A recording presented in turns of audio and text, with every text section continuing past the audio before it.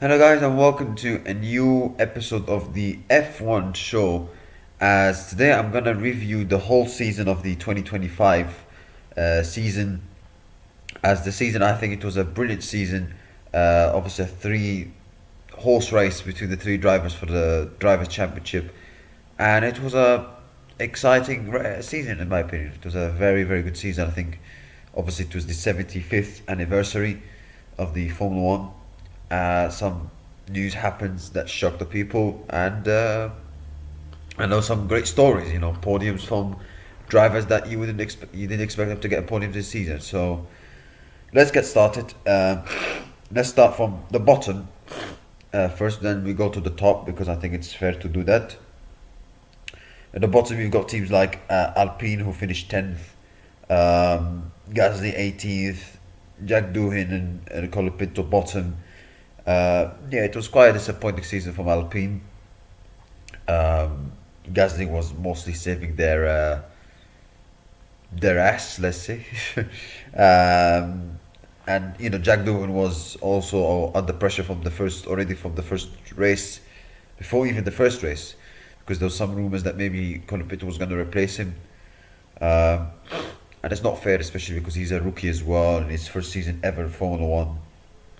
But he was doomed even before he got into even before his first race in Melbourne. He was already doomed when the rumors start circulating that he could be replaced by Colapinto. Then adds more and more pressure on you, especially when you're a rookie in your first season. But that was quite idiotic from Flavio, and I said that at the start of the season, and I didn't help them as well. Colapinto replaced Jack Doohan. Colapinto didn't. He did improved in the second half season a little bit more. But it wasn't enough because he didn't score any points. So, but let's see. Now, Alpine should be better next season. They've got Mercedes engine, so they should be better next season.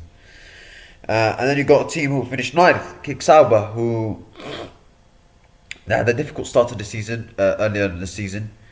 Um, and then you think like, okay, they're going to probably compete for finishing ninth or tenth with Alpine, but they were actually competing for sixth position for some periods of the season. They finished ninth at the end, but they didn't look like a team who finished ninth. I thought like Hulkenberg, his performances was amazing. I think from Barcelona, when they brought those upgrades, I think from Barcelona, their performances have really improved. Kick Sauber in general. Hulkenberg was brilliant in Spain, and then Bortoleto getting his first points in Austria, I think, and where he was brilliant there. Yeah, brilliant performance, especially in like I said, in Austria. I think he had a good performance in Mexico as well. Brilliant performance also in Hungary, where I think he was competing like fifth or sixth, something like that.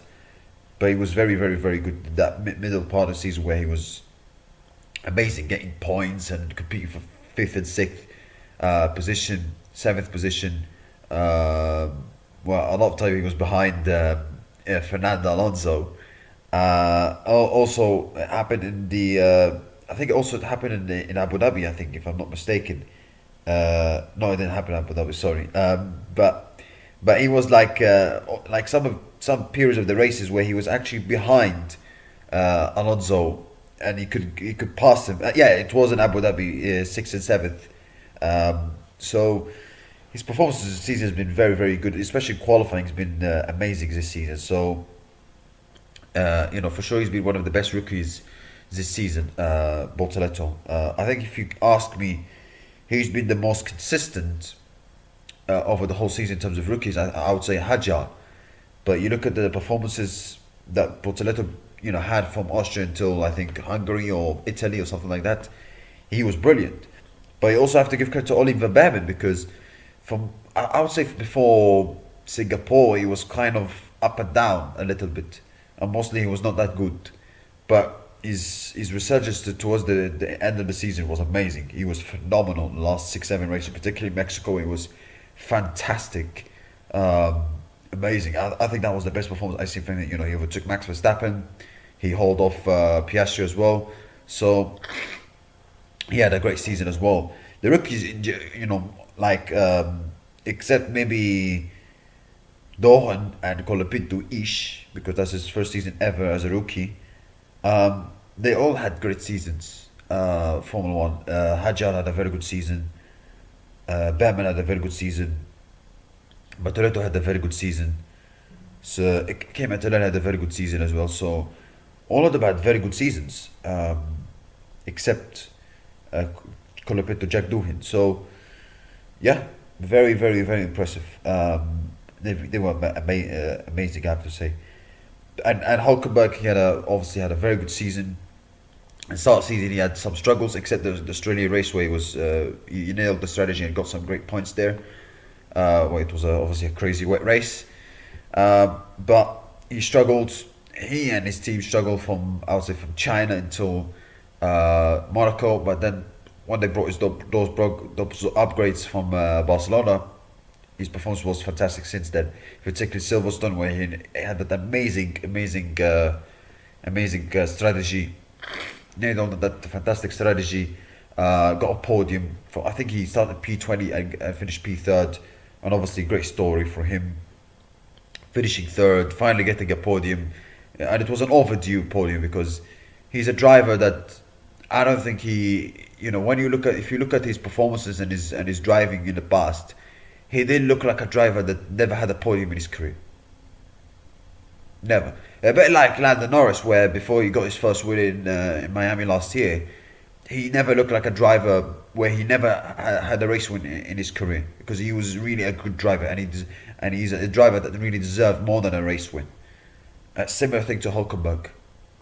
It was an overdue podium, and he deserves a podium. I mean, also in the Kick Sauber, to do it in the Kick Sauber, to come back from P20 to P3, to nail on the strategy as he did in that race, fantastic. And he also had other good performances as well, like Austin Sprint qualifying, where he finished fourth. I know the race, it didn't go that well in the sprint, where obviously he clashed with Piastri and Norris, but great. He had a very good season so far, and for sure, Kick Sauber had a good season. They finished ninth, but they improved in terms of their level performance, their points compared to the season before. So, and obviously next season they're going to be the team as Audi. So I'm looking forward to see how they're going to do next year. Are they going to be competitive? Let's see. Who knows? Yeah, and then you look at the other teams. You got Haas in eighth, who Behrman I think has been for sure better than Ocon. He got more points. Behrman has been absolutely amazing. I would say for most part of the season he was not that great. I would say from the start of season until until Baku, his performances mostly was not that good, except China, where he was fantastic in that race. Mostly he had some mostly downs, especially where he made some silly mistakes, like in Monaco when he earned himself a 10th place grid penalty, in Silverstone where it was a disaster for him. But his performances in the last 9 races was brilliant, absolutely, top, fantastic, brilliant.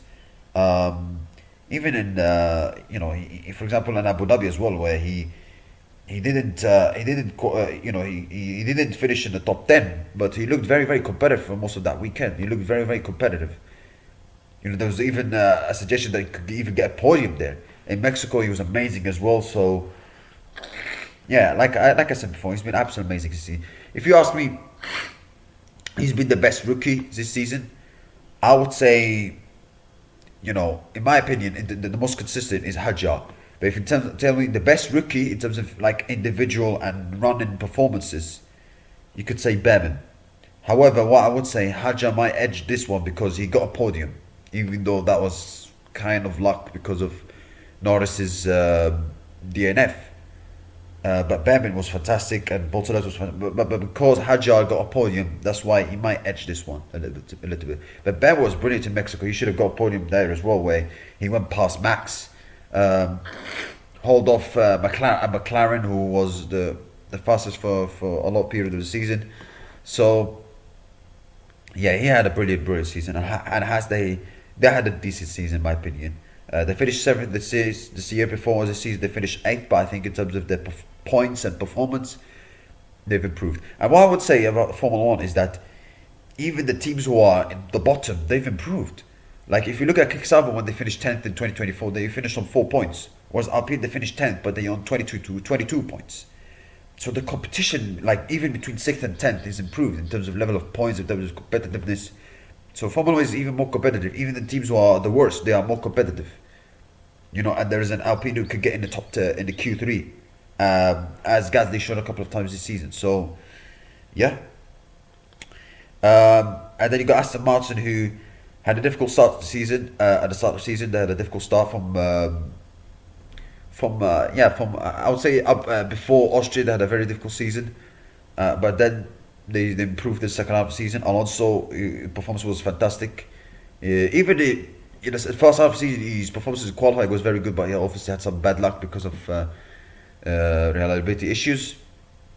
But Alonso was brilliant in the second half of the season, and for him to even finish in the top 10 in the championship, considering all the problems that Aston Martin had, it's incredible. It's incredible because I think before Austria or before Spain, he didn't get in the points. He was not scoring points at all. So for him to finish in the top 10 despite all the problems he had, I mean, that sums up. And also as a driver, he's a top quality driver still. And he's still that good of a driver, even though when he's that, and obviously when he's 44, 45 years old, he's still a top quality driver. Amazing. So, yeah.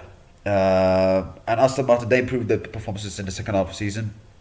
I would have liked to see Alonso get a podium at least this season, but this next year for sure he has a better chance. For sure. For sure. With all the rumors and all the facilities that Aston Martin should have next season, they should be competitive next season. That's for sure. Whether they fight for the title, that's another story. But for sure, Alonso should be fighting for podiums and wins next season. I'm pretty sure of that. But yeah, Aston Martin, they had a difficult season, and then they finished 7th, but not bad really. At least more win tunnel time for 2026. So maybe that's maybe something that Adrian Newey wants. So.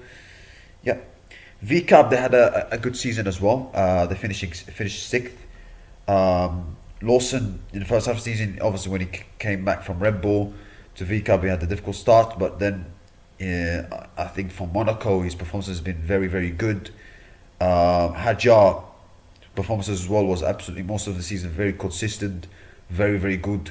Like not many times being knocked out in Q1, I think except Monza. Other than that, he's been like mostly consistent, especially qualifying. His qualifying pace has been amazing as well this season. So yeah, got a point also in Holland, lost the finishing P3 in Baku qualifying. So yeah, I think Benfica had a very good season. So very well done to them. Williams, what a great season they have had as well. I mean, finishing 5th. The first half of the season they were very very good. I would say up until Imola, where first half of the season they were very good. Miami, they were fantastic, especially Alex Albon was performing really really well. He was amazing. I think if you could say, except the top 4 teams, who was the best driver, you would easily say Albon, because he was really performing that really well. He was fantastic, very very very good. So his performance was amazing, and he. And he deserved all the credit that he had. He was very good in the first half of the season, and then the second half of the season came, and Williams they've had difficulties from I would say from Imola into Hungary. They had some difficulties that ups and downs, but towards the end of the season, Carlos Sainz his performance was fantastic. Baku podium and nearly got a pole as well. Podium in sprint Austin as well, P3 in Las Vegas qualifying, podium in Qatar, where I think he started P7 but he did the strategy and got himself a podium. I mean, Carlos Sainz, obviously had some difficulties early the season, where obviously adjusting, going to a new team from Ferrari to Williams, different cultures, different philosophies, different backgrounds, and he could clearly see that he had some bit of struggles at the start of the season. But he adapted really well second half season. He showed his really true quality, and he only finished 9 points behind Albon, where except I would say Baku, Sainz was having really some difficulties, and Albon most of the season was very very good. So for Sainz to finish 9 points only behind Albon, considering the circumstances, it's not bad. And Sainz also has gotten more podiums as well. So he's been absolutely amazing for Williams this season. And Williams has been have been absolutely fantastic this season as well. I'm looking forward to see what they're going to do in the new regulations. I think they could be a team that could cause many people's problems. James Vowles has done a fantastic job, brilliant job. So yeah, Williams have had a very good season, that's for sure. Let's move on. I'm going to make another video.